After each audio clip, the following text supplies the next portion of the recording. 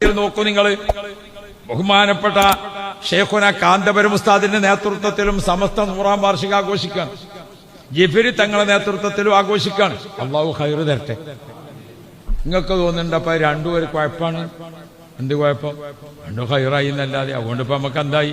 മുമ്പ് 10,000 മദ്രസയുള്ളൂ, ഇപ്പൊ എത്രയായി? 22,000 മുമ്പ് 10 കോളേജുള്ളൂ, ഇനിയിപ്പോ 20 കോളേജായി.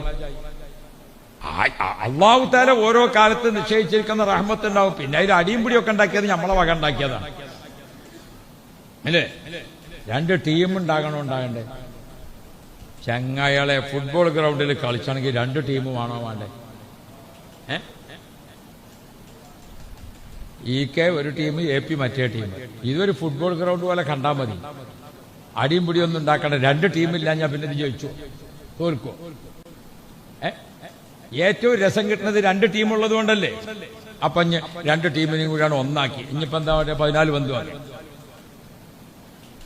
നല്ല മനസ്സിലാക്കി. നമ്മൾ അവിടെ ഒന്നും അല്ലേ നമ്മൾ.